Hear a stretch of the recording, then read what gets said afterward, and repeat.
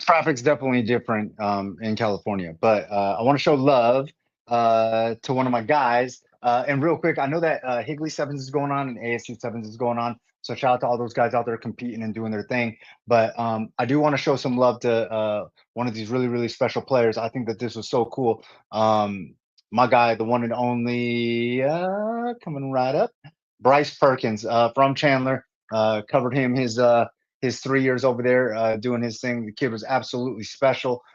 He got Offensive Player of the Year in the UFL. And I think I think I saw somewhere that like he missed like 3 games. So super special player, went to ASU, went to Arizona Western, one of the junior colleges that was out here.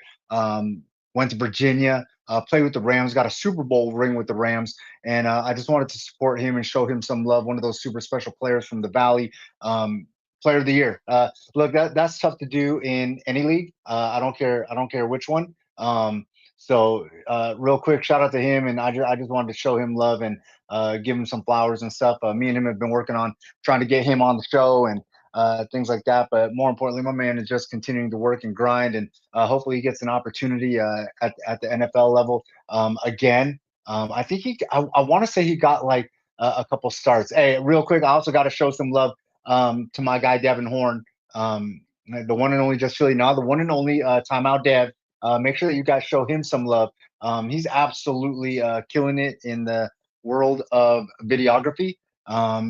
Mostly a basketball guy. I always get him for that, but doing a lot of football work. And I heard he's got some big things cooking. Big things cooking. So just stay tuned. A lot of our guys, a lot of our guys have gone on to do things. K Viz, Farwell, Peckins. I think it's Peckins. It might be Peekins. But Timeout Dev is definitely going to be another one. Ball Dogs AC was really, really close to Koa Pete, which, by the way, shout out to Koa Pete. I saw that. I saw that thick chain that he got. I think he picked it up at a spot in Scottsdale. But I saw that thick chain that he got with the KP logo. Looks absolutely crazy. Laced up, blinged out diamonds and all that stuff. I know that thing had to cost a pretty penny, but he earned it. He did his thing. He deserves it. So shout out to him.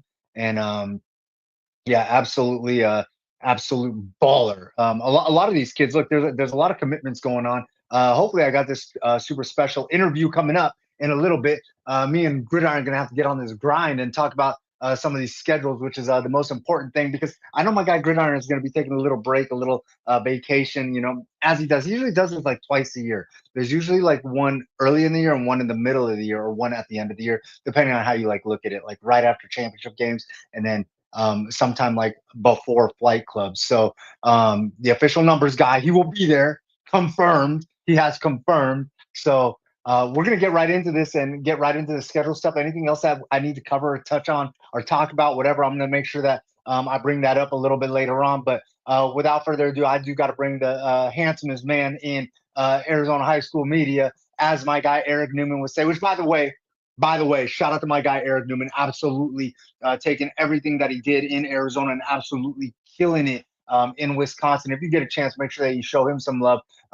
Give him a follow on Twitter or whatever, and just show him some love and like or retweet one of his things, because highly likely if he was on the West Side, he wrote a very cool article about you over the past couple of years. So just make sure that or your program or whatever. So just show him some love if you see his thing come across your feed, Eric Newman. And I'm not talking about the player over there at Basha, because I heard that there's an Eric Newman over at Basha, which I don't know if there's a relation, but I guess we could find out down the line. But without further ado, the handsomest man in Arizona high school media, the one, the only, the numbers guy, my guy Gridiron, coming right back.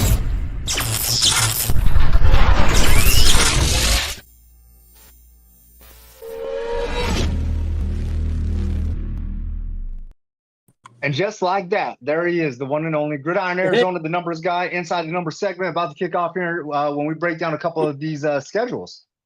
Mm-hmm. I'm excited, and these are two couple big schools.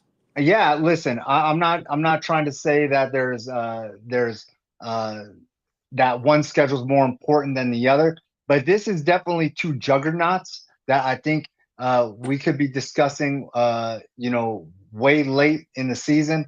Um, open possibilities, open Possibility. possibilities. Both teams, absolutely. So I'm absolutely thrilled to talk about these guys. Should we get right into it, or is there anything else that you'd like to discuss following up the Bryce Perkins Player of the Year in the UFL thing? Or I missed I missed the intro. I was Lily joining in, but I did see the tweet earlier today. Bryce Perkins there for Michigan. yeah, The UFL there, the Offensive Player of the Year. That's awesome. look, man, Could it's tough lead to to get. getting another shot in the NFL, right? I hope so, man. Look, it's tough to be player of the year in anything, offensive, defensive, overall, whatever. No matter what the league is. So like that he got it, I think speaks volumes about what he's continuing to do with his football career and riding it out and stuff. So I just think that is super. I just think it's super cool. So I know we got guys like And Rashi they're going to be Hodge. championship too. Yeah, and like This I said, weekend, yeah. and like I was about to say, I know we got guys like Rashi Hodge doing his thing from Mountain Point, doing his thing over in the Arena League and stuff. Mm-hmm. So shout out to all these guys just trying to keep the dream alive, stay grinding, stay working, and just keep giving us opportunities to shout y'all out, do good things. And um, I know we got a ton, I know we got some commitments that have taken place. I got a super special interview coming up. I know Dalen Sharper committed to Stanford. I know Cam Hamill. Yeah, it's been huge the last week and a half with commitments. Yeah, so we'll get into those a little bit We've later, had about I possibly. think we had about 10 in the last 10 days. Hey, I love it though. I love it. But let's jump into some of these schedules because I know that that's like the important thing for the inside the number segment right now. And the first one, we're gonna take a trip out west. We're gonna take a look at these guys, the Centennial, the Coyotes, not the Coyotes, but That's the right. Coyotes. The long coached by the one, the only, the coaching god, Coach Taylor, but still coached by Coach Taylor, just Yep. maybe Coach Taylor. So Right. while some things are different, some things will stay the same. And I know that big Coach Taylor, Papa Coach Taylor, is going to be contributing in Mm-hmm. an advisory role. So that should be super exciting. Hey, this right out the gates, Coach Wisdom's crew, Chandler, Jai Jones, Will Mensel and company. They have the big tight end that I'm starting to like, Zembrecki, I believe. Mm-hmm. Out the gates. Yeah. Out the gates. I'll let you go inside the numbers on this one a little bit. Yeah, we get the opener at home against Chandler for Centennial. This is the first of 3 straight home games on the schedule, and it's the first game, of course, for new head coach Ty Wisdom, as well as Centennial's new coach Andrew Taylor. So match up there. The first time being head coaches at in that respective position. Obviously, Coach Wisdom's been a head coach before in Arizona, and then of course just coming over from Nebraska there.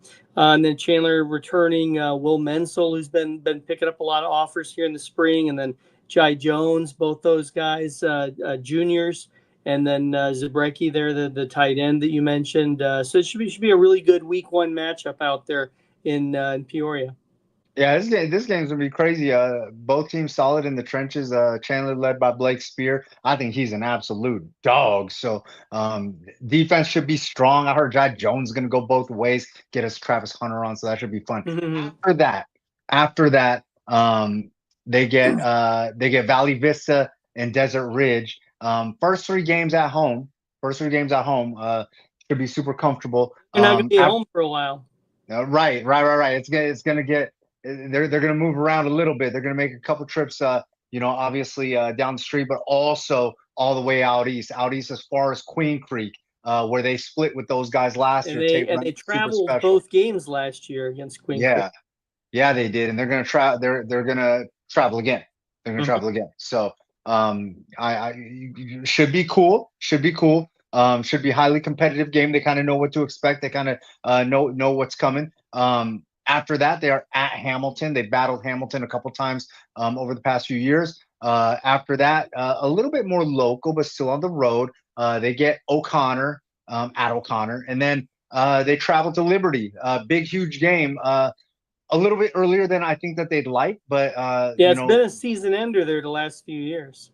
yeah, look, this game could have big implications possibly. So at Liberty, and I'm gonna let you go inside the numbers on this one, and we've talked about Yep. Liberty in the past. Of course, this is the last of 4 straight road games. They had that home game on September 12 in week 3, and they don't have another home game till October 24 because they have the bye after the Liberty game, which is probably a good thing. You get timely after playing a physical team like Liberty. Lions have won the last 6 in the series. Of course, the 2-time defending Open Division champions. They returned Braxton Wynn, coming off a 1,000-yard season as a sophomore receiver. Man, hey, that game's gonna be tough. Hudson Dunn, some of those guys on defense, Zach Minnesota Kit, Hudson Dunn, yeah. Callaway. This game is gonna be very, very physical, and it is perfectly timed right before the bye week. At least I think so. If you're gonna put this somewhere, I do like it either at the. I would imagine that that Liberty has their bye. I don't have the right sheet right here. I can look here real quick. I think most of the teams are on bye that week. Liberty has their bye that following. I mean, Liberty and Centennial both have the bye the week after. So I mean, it's good in a way that you get that week to heal up, and that you get that week that you don't have the letdown factor. But the loser of that game is going to have to sit with it for an extra week before they can get out there. So there is that. Yeah. All right, and then after the bye week, they get Mountain Ridge at home for homecoming. And I'm gonna tell you right now, I made it out to ASU Sevens last week. ASU Sevens and Big Man, absolutely fantastic. Going on tonight too. And it is going on tonight.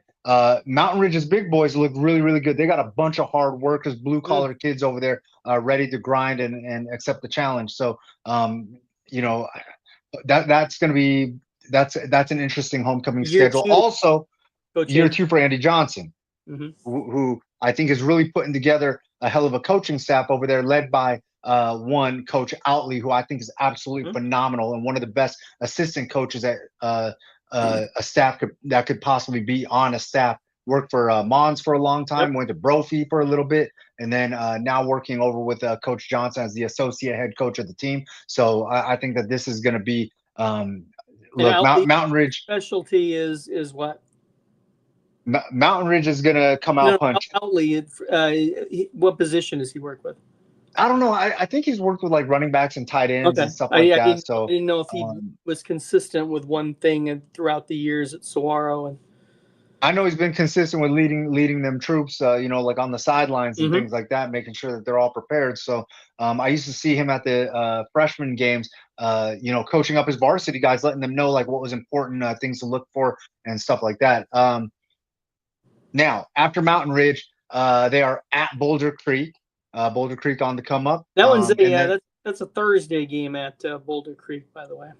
Ooh, okay, might have to put that on the calendar. And then they finish this season. They finish their regular season off November 7th versus Higley for senior night. Man, that's a. They played Higley in the Open last year. Yeah, that's a no.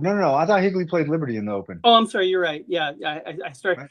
I had Liberty on the mind since we were talking about Liberty. You're right. They did not play. They did not play. That was Liberty that played Higley. Yes. You had me tripping for a minute, but I still had Liberty on my screen here. I was thinking about that.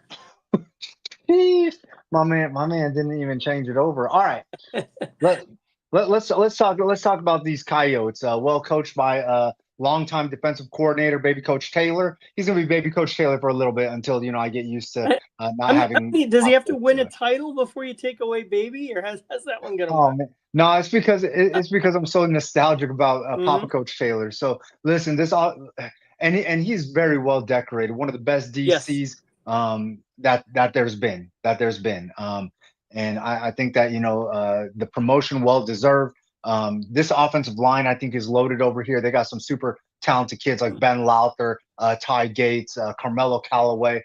They also got some other kids that are doing their thing, like Chewy Diaz and Chewy. Nate Worley. Yeah, Chewy.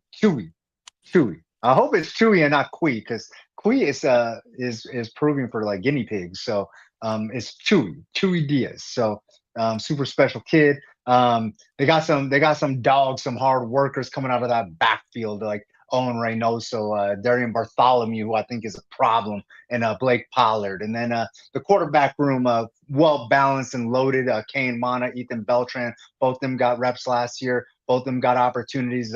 Kane Mana has, done his thing in Send Up Stadium twice. Titus Hill coming up. Probably going to be the third guy over there, but they had a dude on running their Jays. I was a super talented athlete, so I'm not sure. Wide receivers, Torrin Hill, Quentin Hadley. These guys can absolutely go, and they got a defensive back room on defense that's absolutely full. Guys like Elijah Carruthers, who's super special. Nate Olmos, DeMarcus Allen, Devin Taylor.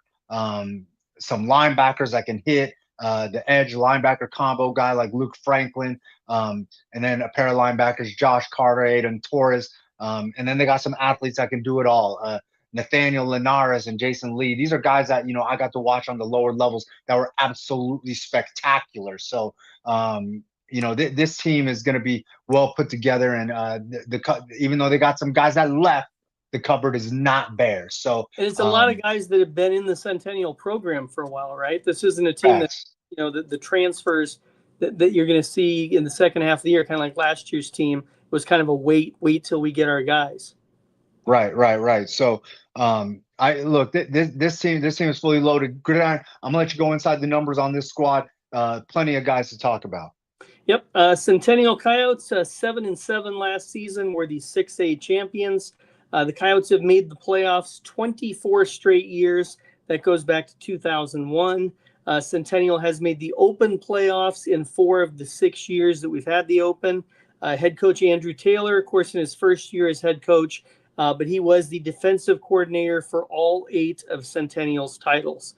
And that dates back to 2010 was their first title. They're in the 6A Desert Valley region. Quarterback Kane Mana, the senior, 2,366 yards passing, 22 TDs, just 4 interceptions. Owen Reynoso, another senior, running back, 822 yards, 10 TDs last season, averaged over 5.5 yards a carry. And then Torrin Hill, the tight end, as a freshman, was on varsity last season, so he's a sophomore now. 34 catches, 397 yards, 4 touchdowns. Already has 8 offers, including Arizona, Purdue, and Syracuse. Over on the defensive side, you got Luke Franklin, Jr., has 53 tackles last season and 11 sacks. And then you mentioned Elijah Carruthers, the junior, had 40 tackles and 2 interceptions, has 8 offers, including Iowa State, UNLV, and Central Michigan. And then the offensive lineman there, Ben Lowther, he has offers so far from Arizona State, and about 10 other schools, including Texas A&M and Washington and Stanford. So a lot of national guys there. No, they got. The region consists of Boulder Creek, Liberty, Mountain Ridge, and O'Connor. So it is kind of a regional region, if you will, in that you got all the teams in the up there in the Northwest Valley. And there's only 5 of them, which is why you have the odd number. So you have the Higley game in there as a freedom game. All right. Look, man, I think that they got a good schedule. I like the way that this schedule shapes up for them, especially being baby Coach Taylor's first year. But as we've discussed plenty of times on the program, they can only win 9 games because nobody's beating Liberty. Nobody. Well, nobody's beating Liberty. Hasn't in the last 6 times that they've played. No, nobody can beat Liberty this year. So the best they can do is 9-1. That being said, give me Centennial for 8 games. I'm just going to put this out there. I think that they got the line.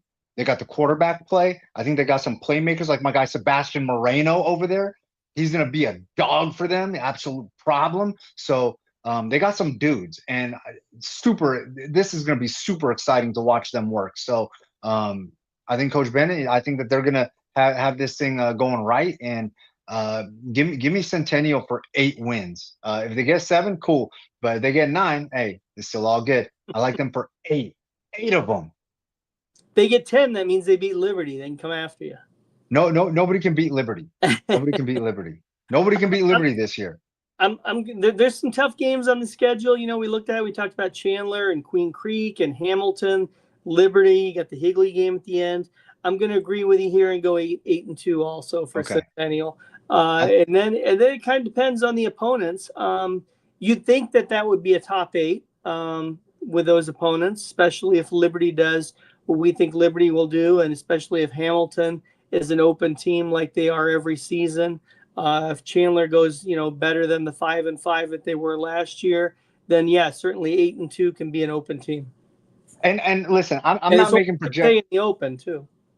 I love the way that this schedule shapes up. Out the gates, they get a traditionally tough Chandler team. Chandler's traditionally been a solid program in the state of Arizona. Mm-hmm. Coach Wisdom, I think, is going to be great over there. Also, what I love is they're at Queen Creek. This is familiarity. It's not quite a It home is, game but for them, obviously. they're not going to be playing on the dirt anymore. They got turf They there.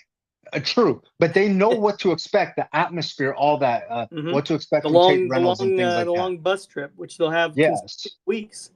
Yeah, so I think that, like, I just like the way that this schedule lines up. Not that I think that they're going to beat Queen Creek or lose to Queen Creek or whatever. I'm just saying that there's familiarity. So Mm-hmm. I love that for them. I love that for the way the schedule they shapes have the up. familiarity of knowing that they beat them the last time they played when the stakes were high.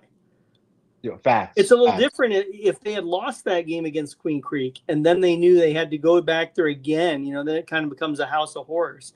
But they got the win last time they made that trip out there to the QC. All right, and so we made our projection on Centennial, 8 wins. Both of us are picking 8-2. Yep. I thought you were going to try to talk me out of it. I just so you know, Gridiron, right after we get done with Perry, I got a super special guest. I cannot wait to chop it up with him. This is one of the interviews that I've been most excited for. I've had the opportunity to cover him for a while. I'm sorry? Current player? Current guy. Currently playing football at the high school level in the state of Arizona. Mm-hmm. Current guy, and super talented, amazing human. I love seeing him on the sidelines. I've seen him on the sidelines with plenty of ASU games, nice. Good conversations, chopping it up and stuff like that. So I cannot wait. So right after we break down Perry, I'm going to jump right into that interview kind of. So Gridiron, without further ado, let's talk about what we got going on with the Perry Pumas. I know that there's a lot of excitement over there on that side of Val Vista, and there should be, because this team is loaded, and we're going to get into that in a little bit. This team, they start the season off on the road at Boulder Creek, and then they get this Granite Hills team at home, which I believe is on a Saturday. That is a Saturday. I don't know if they did it to help out Granite. Granite Hills is in El Cajon, which is in the San Diego area.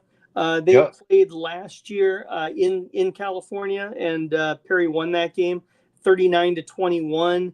Granite Hills went 11-3 last year, and that was one of the 3 losses. And it's going to be much of the same. Like, they probably going to get that dub. I know that Granite Hills, they have a super talented quarterback over there who I've seen a couple times in sevens. I believe it's Benitez, if I'm not mistaken. Familiar from last year. And then they jump on the road. They're at Brophy. This is going to be a healthy battle, I think. I know that Brophy's depleted on the line, but they got so many athletes. Gridiron, I'm going to let you go inside the numbers on this one. Yeah, that entire line, of course, when moved on to college, they all got college scholarships, and but they return an awful lot of guys in terms of offers. Last year, the Broncos won this game 24-20, and in that game, quarterback Case Vandenbosch had a touchdown pass, and he also rushed for 104 yards and a score.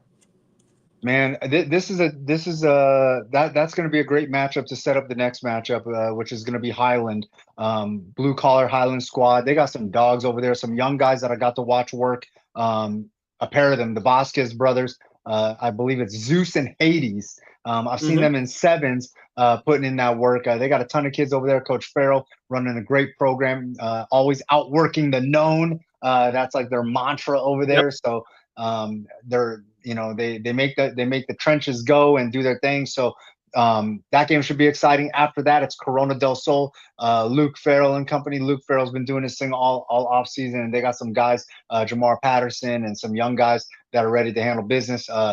After that, on to the bye week. Get a little bit of a break. 5 games and then the bye. Get a healthy little break over here and buckle up, because they get Chandler right away. And Mm-hmm. you know, I know Coach Ortiz likes this matchup out the bye week, you know, because he's comfortable with Chandler now. So you know, I hope he's not getting too comfortable. You know, I'd like him to be uncomfortable enough to make sure that he can take care of business one And more time and compete. this is a freedom game, by the way. They were able to schedule Chandler because obviously no Premier Region anymore. As you can, Yeah. they do have their familiar Val Vista rival at the end, and they do have Chandler. They do not have Hamilton or Castile this year. And I don't know how familiar he is with Wisdom in terms of competing against him head to head or whatever. So you know, Coach Wisdom, great X's and O's guy. So this is going to be a hell of a matchup. And those players for Chandler are going to have that game circled because they lost to Perry twice last year. Two times. That's First two actually times, I crazy. believe, in school history.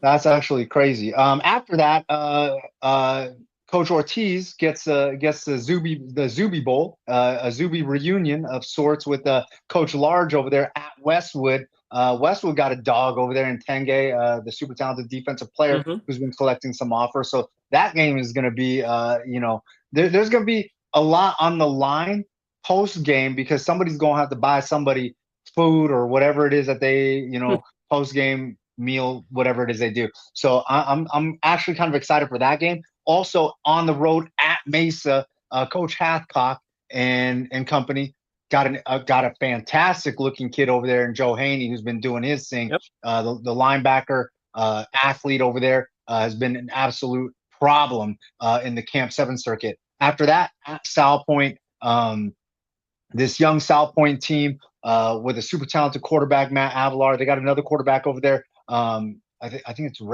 Race. I can't remember his name, but super talented quarterback over there. RJ Gorey doing his thing. My guy David Rushing, who I think is fantastic. And then they finished the season off.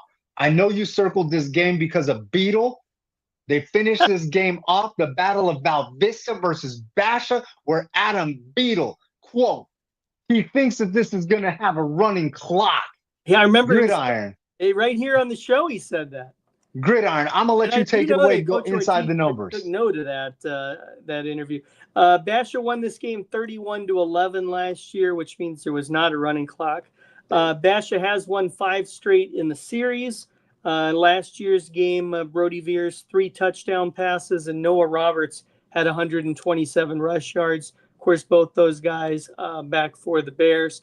And then the region, it's the new 6A Southern region. It's 5 schools. It's Perry Basha, Mesa and Westwood, and then Sal Point. So that's the new region there. Okay. Look, this game is going to be fantastic. Highly competitive rivalry game. The Battle of Val Vista. This is the one. This is the one that the 27 class at Perry has been waiting for. This is what they want. This is these 2 years coming up is what they want. So if we go back to that means if we go back to 23, they would have been freshmen, right? Yeah, something like that. Yeah. You don't want to know the score when they played 23. I know that Perry had some injuries. Basha won 50-0. So yeah, I know that there were some injuries for Perry. I was reading it, hoping to find that Perry had won the game or something, but no. Calm down. Dang. Come on, Gridiron. I thought you were setting this up to say that when they were freshmen, they beat Basha, and here they were building to beat him in varsity play. Look, I just know that this is the game that they want. I'm sure it is what they get at least 2 cracks at them. Oh my goodness! Wow, laying it on thick already. No. There was definitely a running clock in that game. Anyways, this Perry team is loaded. Contrary to the talk that Gridiron is putting out there right now. This Perry team is fully loaded with a super talented quarterback, one of the best in the state, possibly country, Cale Snyder. That kid has been special since day one. I tried to tell people didn't want to listen. It's all good. And then a fleet of wide receivers, which I know that he's so excited about. Amos Augustine, Max Wendell Schaefer, Talon Dannenfeld, who's a 3-sport athlete over there. Thaddeus Aragoruna, I don't know, I might have butchered that. He's a hooper, super talented kid. Got some bunnies, if you will. Jalen Singleton might be the fastest kid in the program. He's got a 6'5" because he transferred from Queen Creek, I believe. Nick Heredia, they call him Luna because they call him Bad Luna or something like that. Little Bad Moon reference, huh? Yeah. So I The think Luna he's Malo. yeah, hey, he's gonna be a problem for them. And then Alonzo Bracamonte rounding out the receiver core, and then they got a tight end who's a pass catcher, Jake Houston, running back, linebacker, super talented kid, Talon Frazier, part of that 27 class. Offensive lineman, their offensive line is stacked with Tanyan Erdman, who's a returning starter, Noah Camping, who's a returning starter, Gavin Nelson, who's a returning starter, and then Noah Carter Topping, the Cali transfer, big fella. Definitely can move the pile. They got on defense. They love what they got on defense, especially on that line. Nicholas Rial, Trey Castle, Sean Camping, and then they got two linebackers who are studs, Ricky Stewart, and then Justin Stella. Justin Stella's a hitter who's gonna have these quarterbacks feeling it. I'm just gonna put it like that. Devin Sarpy, Isaiah McIver, Carson Petrie, and Liam Petrie. Talented defensive back room, and then the transfer from Basha, Jordan Williams, younger brother of Damon Williams. Yeah, That's crazy. about that. That is absolutely insane. But this team ready to go. House Coach divided Ortiz now can't with wait. the Williams. Man, I can't wait to see what that shirt looks like that Papa Williams got to wear. Anyways, Gridiron, I'm gonna let you take it away. Go inside the numbers Williams on Perry. can give his support to Perry. He Oh, didn't man. have Damon playing for Bash anymore. That's true. But Damon did some things over there at Basha. Yeah, he did some things over there. All right, go ahead. Look at the Perry Pumas, 6-6 last season. Made the 6A quarterfinals for the second straight year. The Pumas have made the playoffs in 14 of their 16 years. Head coach Joseph Ortiz in his fourth year as head coach with the program. And as we mentioned, they are in the 6A Southern region. The quarterback, Cale Snyder, is a junior. 2,149 yards passing last year, 17 TDs, has 22 offers, including Iowa, Washington, Purdue. You have running back Talon Frazier. He's a junior, had 244 rush yards and 3 TDs last season. Wide receiver Amos Augustine played varsity as a freshman last year, 289 yards, 2 touchdowns. Already has 7 offers, including Arizona, Arizona State, Purdue, and UTSA. Over on defense, linebacker Ricky Stewart. He's a senior, 51 tackles, 3 sacks. And defensive end Sean Camping, a senior, 46 tackles and 3.5 sacks. All right, man. Hey, this schedule is insane. Man. Is it tougher than their schedule was last year? That's what I'm trying to figure out. But I think that Perry might be better than they were last year, especially with the full off season with Cale. I'm just thinking. I want to take them for 8, but I might go 7.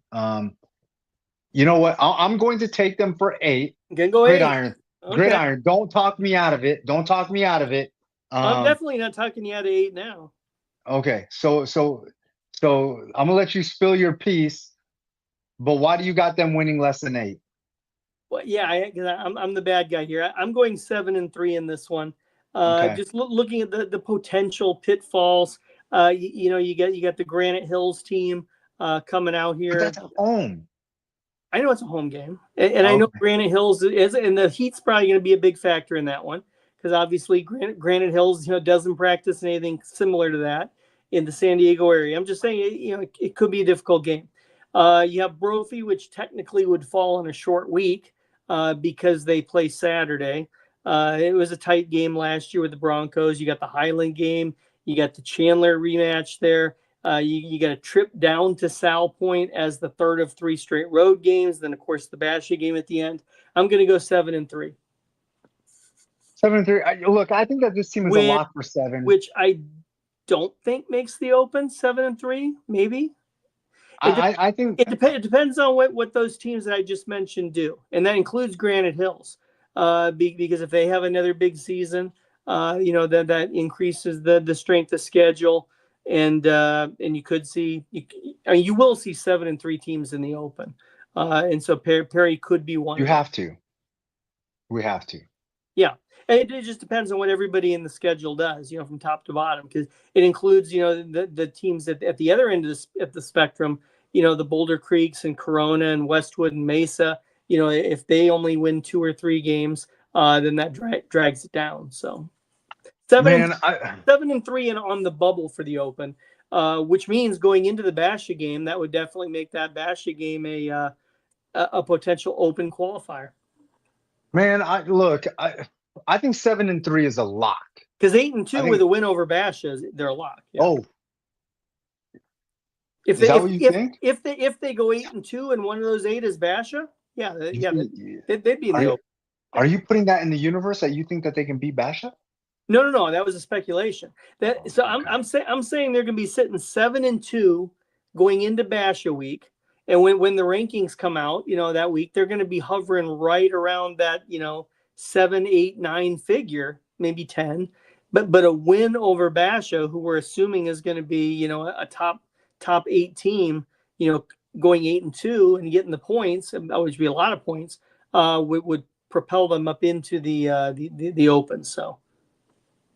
That would be crazy if Perry beat Basha, then the Williams family would be undefeated on Val Vista. That's true. That's crazy. They got because they got a win last year with him being at Basha. Yes. All right. Well, I don't know if there's going to be a running clock. Hey, but Gridiron, I do got a super special guest. I just need him to turn his camera on. I want him to turn his camera on so that way I can see him. But I can't wait. This is one of my favorite kids, and I know he's gonna bust me in the face for saying this, but he's one of my favorite kids to always see on the ASU sidelines. Like he's always got the vibe and the mood, and always cool to talk about. The previous night, the Friday nights, things that he saw and stuff like that. But it was at ASU, and unfortunately, it's going to make this complicated. But Gridiron, I'm going to bring him on right now. The one and only, the Pancake Factory. He is leading the Pancake Factory over there on the west side. Desert Edge's own. I'm bringing on Jalayne Miller. Gridiron, I'm going to catch up with you in a bit, okay? Congratulations, Jalayne.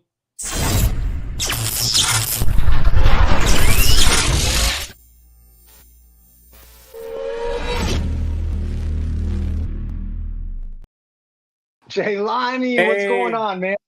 What's up? How you doing? I'm doing good. And you? I'm good, man. I know you're doing good. You got this out of the way. You got fully committed Stanford. Just out the gates, man. What was it about Stanford that you were like, hey, this is a place for me? Since going into freshman year of high school, I didn't really know too much about football, and just I looked past the full aspect, and education was first and foremost. So, immediately thought, okay, Stanford. Just going through that recruiting process, going on the visits to Stanford, just hearing what they had to say and like the visions and where they want the program to be. What Angela said to me, kind of hit home. The Bay Area, especially the weather up there. Yep, the weather up there compared to here, it was just great. Everything that I wanted in college, Stanford had, and I like where it's going to go. So. Hey, go smart, guys, man. And it's no secret. You do very, very well in the classroom. Congratulations. You should be super proud of that. It definitely takes a different kind of academic animal to qualify for something like this, because this isn't just your average athletic scholarship. You get to compete high level, and then you also got to compete high level in the classroom. What is that challenge? Is that a challenge that you look forward to daily? I do, but over here at DE, we're really key on discipline and just making sure we're where we need to be on time and everything like that. So just playing over here at DE, I'm already used to the schedules and stuff like that. Just taking all the AP classes and how we practice, how we play, and stuff like that. So I don't think I'll have any trouble adjusting to Stanford. Oh, I love to hear that. Any idea what you want to like major in, or what direction you want to go? Yes, sir. So I want to major in mechanical engineering. Oh, sheesh, you're definitely in the right place, man. You're going to be in Palo Alto. You're going to be a billionaire right out of college. And I can't wait because I'm jumping on that payroll. I hope, yeah. Jelani jumping off that payroll. Yes, sir. Look, speaking of competing academically with the AP classes and stuff like that, you've been competing athletically too, not just on the field versus opponents, but obviously in your practices, the DJ Warners, the Josh Hopehouses, the Jalen Dawsons. What's it been like competing up with those guys and having them like mentor you and try to teach you some things? It was definitely great. Coming into freshman year, just watching, seeing DJ and how he played, and then him going against me. Especially starting as a freshman. I didn't really play football 8th grade year. I played previous years, so I was kind of a little rusty. So just throwing me into the fire like that definitely got me ready. Especially playing like a player like DJ and Jalen Dawson, linebacker, and stuff like that. Like guys like that got me real ready. So Hey, familiarity because I was saying it before you jumped on. I see you at Sun Devil Stadium a lot. I used yeah. to see you pulling Yeah. up to the ASU football games and always talkative and conversational and stuff like that. And then obviously the two trips to Sun Devil Stadiums, the ones that really really mattered. One of them didn't end up so good. The other one ended up great though. What's that been like seeing the transition over there at Desert Edge and what happened the one year to what happened the second year? I mean, it's been great. I mean, going to ASU, I still have a good relationship with them. So, I still called, Coach Delay. He called me today, said congrats. So, just transitioning from year one to year two, they're definitely a big help. Introducing me to the college scene, and still are. So, it was good. Okay. All right. Hey, look, Desert Edge, you guys are the kingpin. You guys aren't eligible for the Open, which I know disappoints you. Yes, sir. But is the mentality 14-0 or bust for you guys? Like, do you guys really feel like with your 173 Division One athletes that you guys should just be mowing over everybody? And I don't want to give any bulletin board material, but the reality is what the reality is. Yes, sir. Yeah, I mean, over at DE, we expect to win. We have a certain level of expectations over here. Um, every game we take one game at a time. We want to win and not just win. We want to dominate. And show everybody who we are. All right. Hey, look, we talked about you getting the mentorship, but now everybody's going to be looking to you. You're going to be guiding people, especially with this super special situation, man. I can't tell you how cool it is that you committed to Stanford, you and Dalen Sharper and stuff like that. You get to mentor some of these young guys. Jaylani, who are some of these young guys, maybe two or three that have really stood out to you that you're like, hey, Chili, you got to be on the lookout for this kid and this kid and this kid. Definitely, I think one of the younger guys. His name's Jaden. He just got there. Last year he was on freshman, and I think he might be seeing the field. Um, but just him and then a couple other guys that are on freshman team that came up and that want to compete for the spot. Um, and then another guy, he's not so new. He's not so new, but definitely Caden.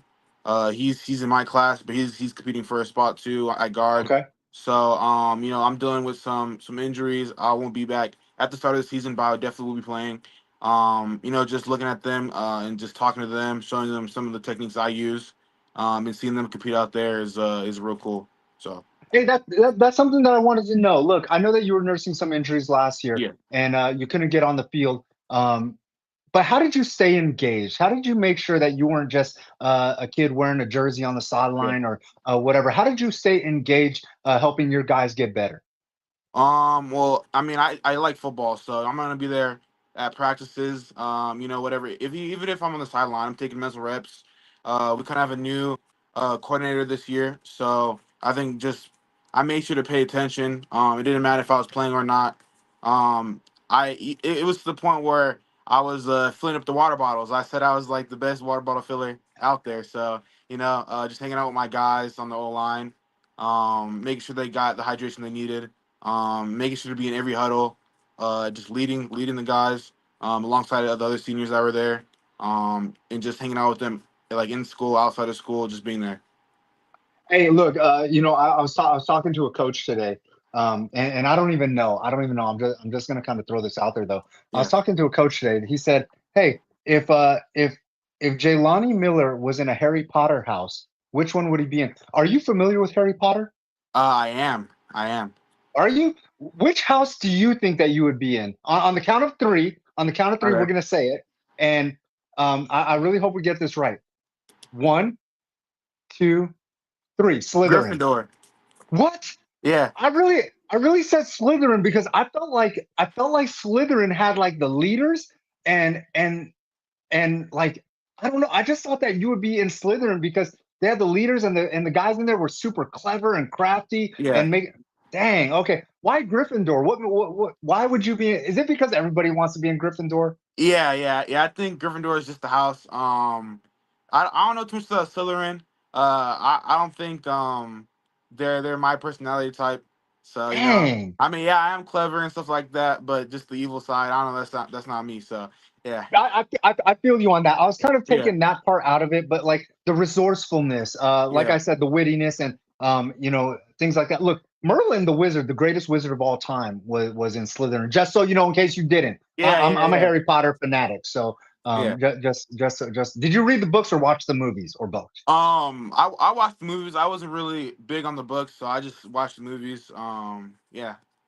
Hey, I'm gonna listen. I got the complete box set of books. I am going to Okay. bring you the box set of books so that you can read them, so that Uh, you can read them all. And I think you're gonna look at this differently. That is gonna be the chili maybe. gift to Jaylani. That is gonna be the chili gift to Jaylani. Hey, look, man, I really appreciate you. You were so patient waiting to jump on the show, Yeah. and I'm so grateful. Jaylani, that type of stuff goes a long way. Yes, sir. I can't wait to see you get on the field. Is there a timetable for your return?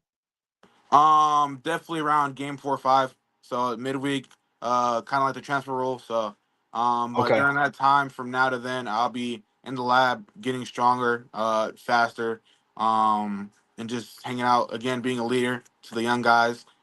Just because I'm not there, like practicing the pads, doesn't mean I'm not there mentally and being a leader. So, Hey, gonna be 14-0, but ready to go. yes, So you're sir. gonna be there around Mountain Point time. I Yes, got it. I sir. might. Hey, I'm pulling up when you get healthy. When you hit me up in the DM and say, "Hey, Chili, Okay. this is the week." That's the week I'm pulling up to Edge. All Okay. right. Yes, sir. All right, my man. Hey, congratulations. Stanford's absolutely amazing. Last thing, did you talk to Dalen Sharper at all? Have you? Did you guys? Um. Do you guys communicate at all? Is that how this works? Uh. I didn't talk too deeply, but me and him met on the ASU visits we went on. He seems like a pretty cool dude. Um, just talking to him, and he came and congratulated me today. So I know we Nice. have a good receiver going. So try to get some more AZ boys over there. Absolutely. Sheesh, don't say that. Well, I mean, say that because you got to and do Yeah, your thing. But all yeah. right, Jaylani, hey, I'm gonna catch up with you for sure at Flight Club. But I'm bringing you a box set, Harry Potter box set, just so Okay, you know. I'll be looking forward to Okay. it. All Yes, sir. right, my man. Hey, take care, Jaylani. I'll catch up with you down the line. All right. Yes, sir. Thank you. Thank you for having me on. All right, man.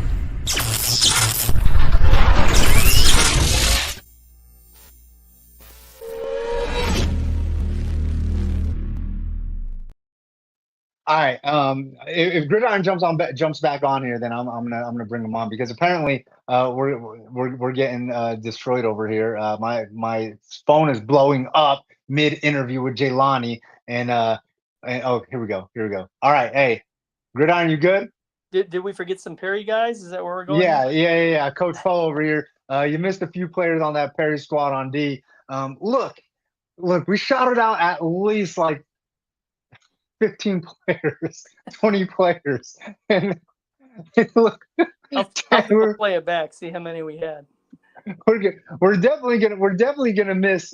We are always going to miss some. I'm I'm trying to think of who we got. I'm just counting them off. I know we hit their D line, so that's three right there. I know we got two linebackers. And then I know we got like six DBs. So 3 plus 2 plus 6 is whatever 3 plus 2 plus 11. So that's 11 That's that defenders. Like secret guy we don't know about yet. how many guys are we supposed? Dang, he wants Are they it. playing 15 on the field? Is that what's going on? Hey, if they do, then they definitely not getting a running clock versus Bash. Oh man, no, I'm playing. I'm playing. Hey, Coach Poe, we love you guys. We love you guys. I picked y'all to go 8-2. Gridiron's a hater and got you guys at 7-3. So, hey, Gridiron, I'm gonna Prove me dismiss you and let wrong. you go do your thing. All right. I'm gonna let you take care of business. All right. Anyways, I always appreciate everybody. Thank you guys so much. Flight Club officially closed. Flight Club's officially closed. I should have mentioned that last week. Um, Flight Club's officially closed, and I am so grateful for everybody that has always supported my event. Just in case, because you never know when the last one is going to be. Uh, the proceeds of Flight Club have always gone back out into the community in some way, shape, or form. Usually, there's a big check going one way and one or two little checks going another way. So I just always want to say thank you so much for supporting your guy, helping me to support your guys. Other than that, you know, I just hope that with all the weirdness that has gone on and transpired, um, that everybody can find a way to coexist and get along. Even though I know that that's tough because egos are a thing. So I want to shout out everybody that's really shown love to the community. Um, and forget about the whole culture vulture thing that I brought up on McCabe's show one time that has been brought up a handful of times, but um, there's a lot of really good people within the community. Longest standing one being Gridiron. You know, I don't have too much bad to say about a lot of people, and I just want to make sure that everybody knows how valuable they are within the space. I know everybody's trying to do a thing. Just make sure that that thing's a positive thing, mostly for the kids. Make sure that you guys are supporting them the right way. I think where this kind of comes from is I have over the past 7 days um, dealt with a handful of coaches that have complained um, about me uh, kind of suggesting giving parents a suggestion of which they asked for. I don't really know what my role in the community really was. Is it a media person or is it something else? And um, parents have come to me and asked me regarding like transferring and stuff, and what good locations are. Where can they benefit? Should they just possibly masquerade on the bench, maybe forever at a school? And you know, I think the worst thing is you only get 4 years um, to try to achieve something on Friday nights that'll get you another opportunity to achieve things on Saturdays. The hardest part about that is if you don't get on the field, if you don't get opportunity, if opportunity isn't on the horizon, um, then you kill any opportunity of accomplishing the goals that you have set. Playing on Saturdays, playing on Fridays, playing on Saturdays, playing playing beyond that. So it's tough. But if parents come to me and ask me for a suggestion, um, I do this as if, and they aren't because I don't have kids, but I do this as if the kids were my kids, how I would want things handled with the things that I know.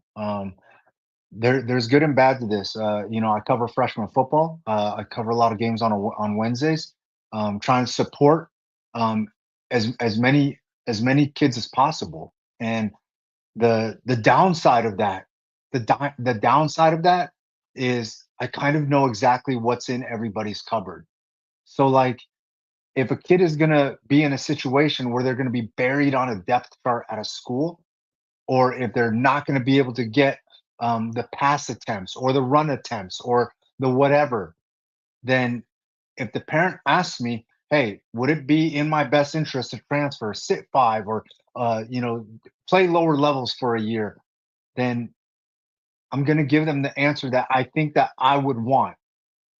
Now, like I said, I know that that's upset a few coaches, and I've had this conversation with some coaches about the situations. So it is what it is, and I just hope that some people can get over the downside of it. Feel free to give me a call because some of you guys have my number. Most of you guys have my number. Um, but yeah, I just want to try to support as much as possible within the frame that I'm given to support. You don't like it, then I'm definitely sorry. I'm definitely sorry, but it wouldn't stop me from continuing to support your program or your kids through a variety of streams. So other than that, your boy Chili, I'm gonna make my way out of here, and thank you guys so much for listening to my spiel and listening to me and Gridiron do what me and Gridiron do, and listening to my guy Jalayne, which by the way, I gotta shout him out. Hold on, just so y'all can see, and so y'all can see what happened. Uh, um, okay, so this was me and Jaylani's conversation in the DMs. 7:40. I locked him in for 7:40. Got started late because traffic here sucks. Me and Gridiron, me and Gridiron, a little long-winded sometimes, and we had to, sorry, Coach Poe, we missed a couple of your kids, but I really had to get to the Jaylani interview, 7:40, and my man really, really waited and waited patiently. So I'm super grateful to him for that. Other than that, like I said, your boy Chili, I am out of here. Forks up forever. Y'all know the deal. At Just Chili, Instagram, Twitter, Snapchat. Just Chili TV on YouTube and TikTok, justchili.tv. Hit the subscribe button. Show your boy some love. I don't know. I think I get a couple of views on like YouTube, but I keep getting told that I need to push that thing more. And I don't know. I get enough views. We get enough views on X, Twitter, whatever you want to call it. So there's that. Some new segments coming up during the football season. Flight Club coming soon. Girls Flight Club. And more. So keep hanging out with your guy, and I'll see you guys soon. I promise.